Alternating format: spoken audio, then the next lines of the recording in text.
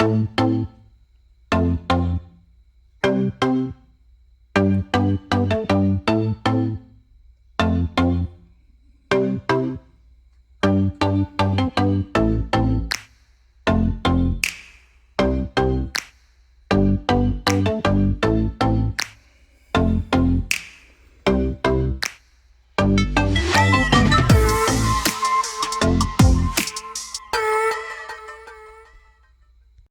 right, we're in the RC shed again. Welcome back, guys. So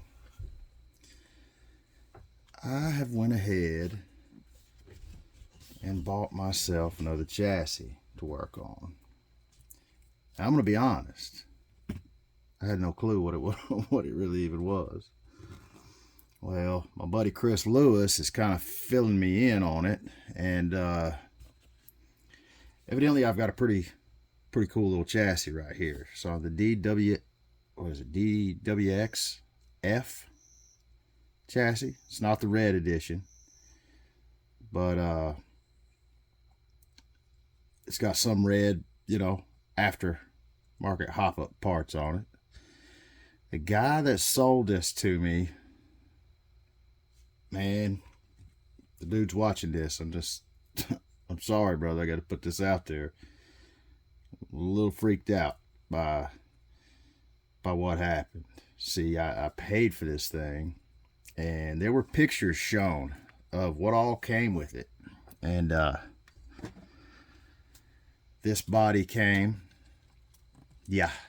by the time that body and the other body showed up that he sent, it had beat one of the mirrors off and beat this thing completely off because they were just loose in a plastic mini Z case. Now look, I'm not one for the paint job on this. Wasn't even planning on using this, but I was under the impression I was buying another body. It was also pink that I was going to use. It was not this body. This was another body he sent in place of the other one. Windshield beat out of it. But I don't know, there was a picture of this thing on Small Scale Drifters of it for sale, and it had two bodies with it, a couple batteries, a couple sets of wheels, so on and so forth.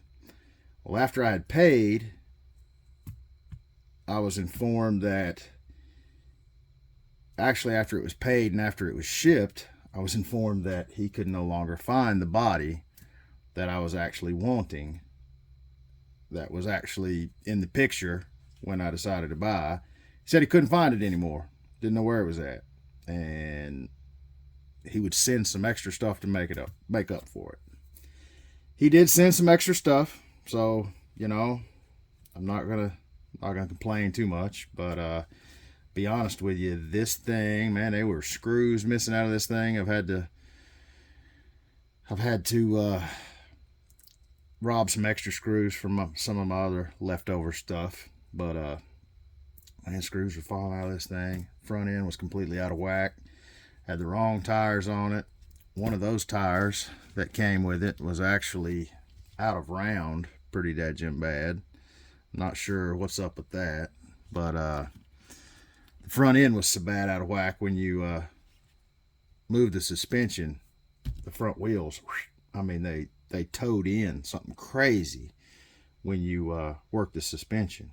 But I think I've got it all settled up now. I think I've got it where I want it.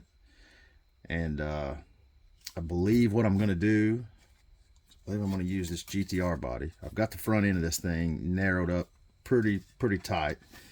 Talked to my buddy Chris, and he has got his front end measured this exact same that I've got mine measured right now. And yeah, it's going to work out pretty good. It's gonna marry up to this tight little body, narrow wheelbase that is, tight, and it's going to work out just fine. So I believe that's the plan for right now. Still yet to decide whether or not this is the way I'm going to leave the chassis. I've still got to figure out my battery placement. I've still got to wire up this ESC, which, mind you, I cannot for the life of me find ABC on this. I'm assuming, I don't know what assume means, but Fury Tech is wrote this way, so I'm assuming ABC. So that's the way I'm going to wire it up. Hopefully that's what it is. So this thing is Bluetooth. This is going to be one of the only, in this ESC he mailed with the kit. So like I said, I'm not complaining. It's worth what I paid for it.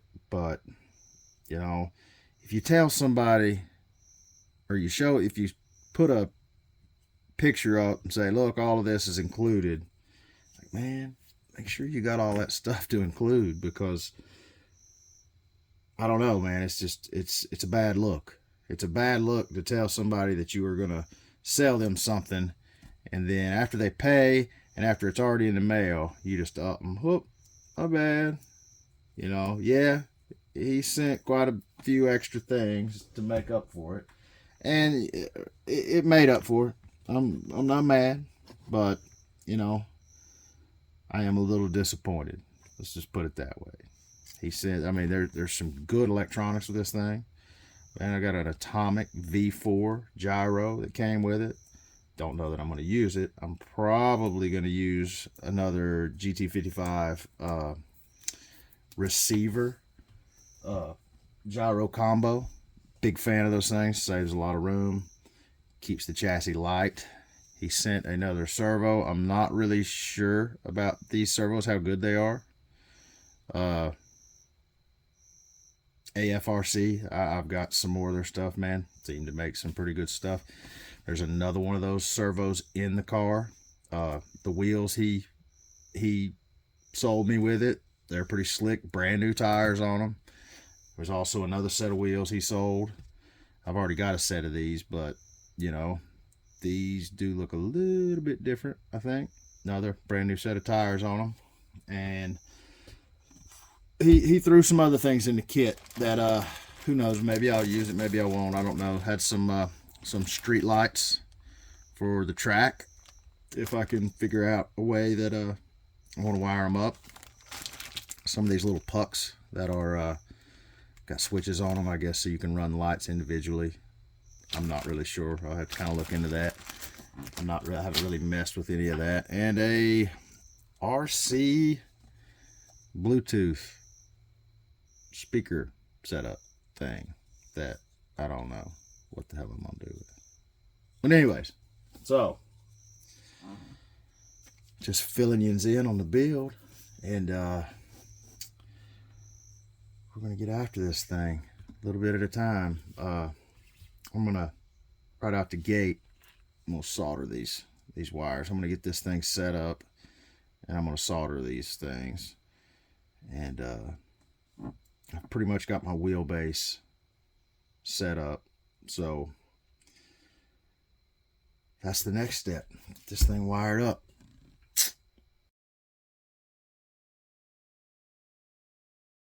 All right, gonna slow it down right here. All right, guys, this is how I do my wiring. All right, a lot of times I like to do my wiring clean on these things, and a lot of times I will kind of set it up like I'm going to do it. Like I want the wires to run. And be creative. Take your time, but be creative with it. You know, the wires don't have to all be straight. I like the look. You know, you could twist them. You could do whatever. But I kind of line them up, you know, similar to that. And that will give me my links on it. Links. How do you say that? Anyways, that will give me my links on my wires. Now, like I said, take your time on this, because once these are done, they're done. There is no turning back once you cut the suckers. I guess you could solder some back, but we're not going to do that. So I believe what I'm going to do here is I am going to kind of kink these wires. I don't know if you can see that on the camera. Hopefully you can. And I'm going to make these kind of straight.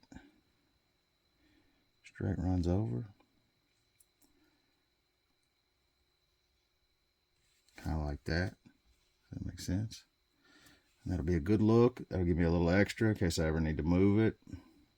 I should be okay. I don't think I need to move it anywhere. If anything, I might need to adjust it just a little, but it shouldn't make that big a difference. So, I'm going to kind of pull these out of the way for now. I'm going to do one wire at a time. Now, I'm going to go with what I think is C. I don't know, Fury Tech. No sticker or nothing on it. Maybe there was a sticker on it and the guy that sold it to me took it off. I don't know. Fury Tech wrote this way, ABC. Isn't that what you would think? I would think so. Anyways, here we go. What's the worst that could happen? You know, plug a battery into it and it go up in smoke. Yeah, it could. All right, see here?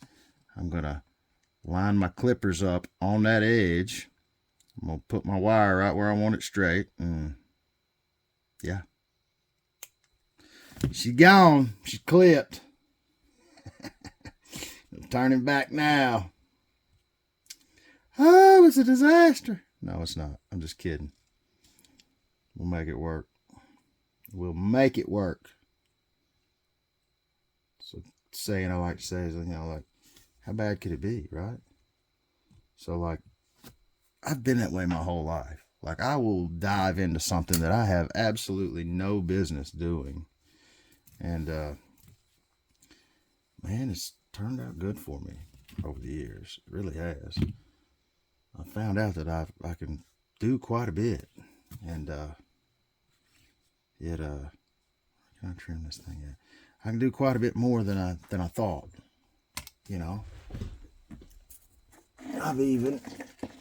me and my buddies have even dove in on a dadgum Toyota pickup truck when I lived down in Florida, and we have changed the clutch in the driveway. Never changed the clutch on anything a day in our lives, but wasn't that bad. All right, see, now when I trim this, when I go to strip it back, like, I don't want a whole lot of wire sticking out the end of it, because I don't want a whole lot of stuff flopping around while I'm driving. I don't want any extra. It's a fairly tight cut, so like I am literally not going to. I mean, like, nothing. There ain't much. Okay. Now, I am not terrible at soldering. Plug my iron in and get that thing hot. But, you know, I'm not the best either. So, I can get the job done. I have got me some soldering flux from 1934, I'm thinking. Because this came out of my granddad's shop. There's no need. There's just still some in it. So, there's no need to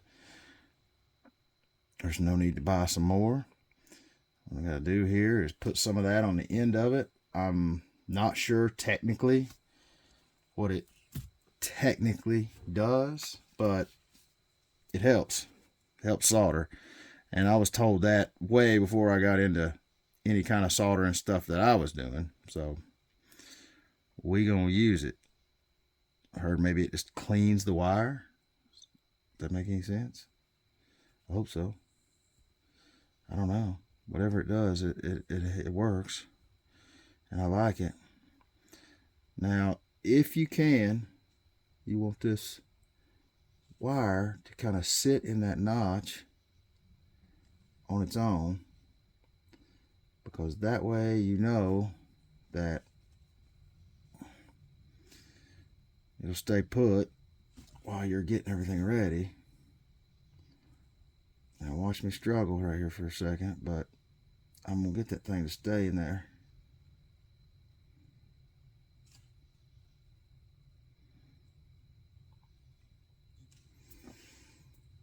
Take your time, folks.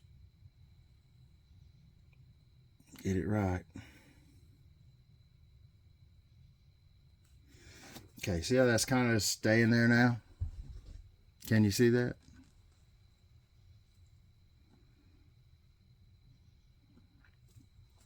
want that to stay in there. You can straighten the wire out later if you need to. But like, look, you don't want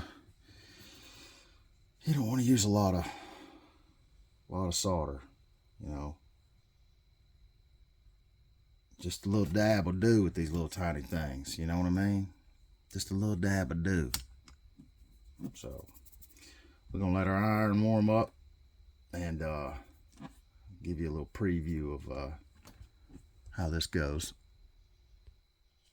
All right, I have decided that it would probably be better to do the bottom piece first. Kind of be thinking about all this stuff too, guys, while you're doing it. You know, what's going to be easier? Is it going to be more of a pain in the ass to do bottom top first? Is it, you know, should you install this first? Should you install that first? Be thinking about this stuff, because, man, let me tell you something. You can paint yourself into a corner quickly. You know, just make life hard on you. And if you can make stuff easy, by all means, do it.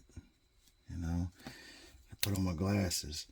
My hiney has finally gotten to the age where my damn eyes just said, all right, dude, it's about as far as I go. And now I have bought some readers.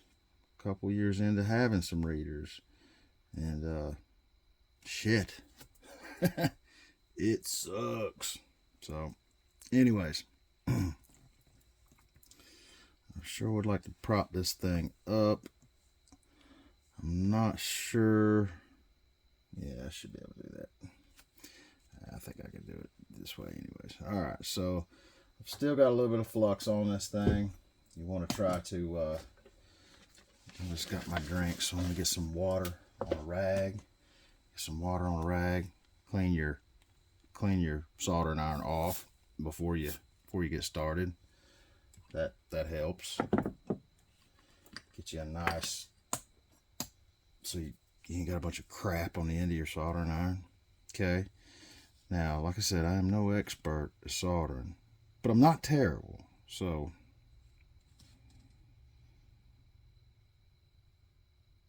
this is the first time I've ever tried to solder something and film it, so bear with me. I don't want to look like too much of a jackass first go around, but it's a possibility. It's always a possibility. All right, I'm gonna see if my soldering iron's hot enough. What I'm going to do is I'm going to lay that solder. I'm going to kind of pinch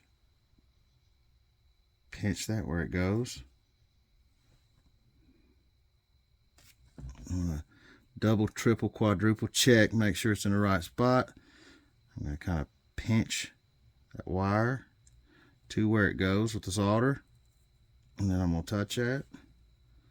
We'll do it again.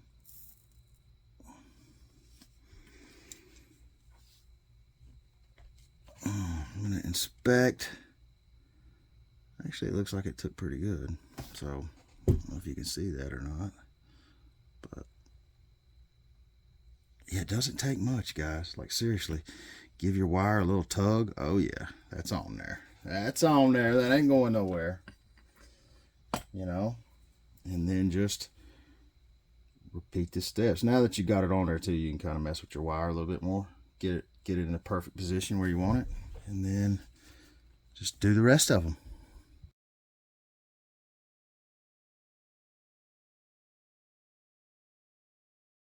All right, guys, we've got her soldered, and it's looking pretty damn good, if I do say so myself. You know, nice and clean looking wiring job. And now we've got plenty of room to do whatever it is we need. We've got enough room to slide this up. Well, we don't have any room there, but we can slide this back if we need to. You know, we can always trim some more off of it if we need to and resolder. But man, it's looking good. So I've got that mounted. I am going to put a another connector on it. I'm a big fan of these XT30s. You can get those things on Amazon, or you can get them on A-Main Hobbies, super cheap. Like, I think I bought a 10-pack of these things for, I think, like $2-3. But you know, they're labeled positive, negative, super easy to put these suckers on. When I'm putting them on a battery, I make this. It's a heat sink, pretty much. I've got these, you know, at the end, they're not tied together. I've got them individually wrapped up. You know, one heat shrinks longer than the other, so they're not touching. I've got them put together. All this does is give the heat someplace to go, other than back down the battery, back down the short battery wire. So when this is plugged in, and then you would put your wire into the connector. When you solder that, if you don't have a way for the heat to run other than running this way, man, this wire can get super hot sometimes. So I like to put a heat sink on it that will keep it from getting so hot. But you don't really, I guess I could make a heat sink the other direction, but when I'm putting it on these, I haven't really had any trouble with it. So, man, I just kind of do my thing, dab it, get in, get out. You know what I'm saying? Don't kind of loiter around. And it's been fine, you know. So I'm going to put one of those connectors on there, because most all of my batteries have that connector. I believe some of my crawlers still have the old style connector, like that. You know, I'm not a big fan of them, but you know, is what it is. So, yep, I'm gonna cut these off. Actually, I'm gonna do some figuring right now. This is kind of the boring part. I'm gonna kind of mess around with this thing for a minute and see how I'm gonna mount the battery, and where I'm gonna, so I know how long I need to keep that, or if I can trim some of it, make it look a little better. So that probably, I probably need to wait until I get my receiver gyro combo, or I could just rob it. But I should have it in the next couple of days, so I'm probably going to wait. I could rob it out of another one of my vehicles, but the poor D32 has been robbed so many times. I'm sick of setting it back up and the whole nine. So what I'm probably going to do is just hold off, and that will be the video for tonight. But got a little soldering in there, got familiarized, and got a few things fixed up on this chassis that I had no clue about. Chris says this thing's a absolute slayer on the track, and man, I can't wait to get this thing on there. Came with helical gears. Look at that. Ooh. Yeah. So, all right, guys. We'll see you on the next one. Stay slideways. Oh, yeah, and before I forget, go to RC Supremacy, son, for your small scale needs, for RC drift. Man, he's got 10 scale. He's got small scale. Man, he's got the knowledge, he's got the products, and if he doesn't have the products on the shelf, he can get the products, or they're probably on the way. Hit up my boy Brad, Small Scale Drifters, and if you haven't joined the Facebook group, Small Scale Drifters, do yourself a favor, get over there. The group's created by Chris Lewis, a good friend of mine, and man, let me tell you something. The group is slam-packed with people that are more knowledgeable than you could ever imagine. Like, if you've got any questions, those boys will be there to help you all the way through your build, man. Advice, anything else, man. Some people usually have some good deals in there. If they're getting rid of a few things, man, do yourself a favor. Get over there to Facebook. Check out Small Scale Drifters group. Even if you don't like Facebook, the group itself is worth downloading Facebook just to be in that group. Man, can't go wrong. So many good members in that group. But yeah. All right, guys, I'm out. See you on the next one.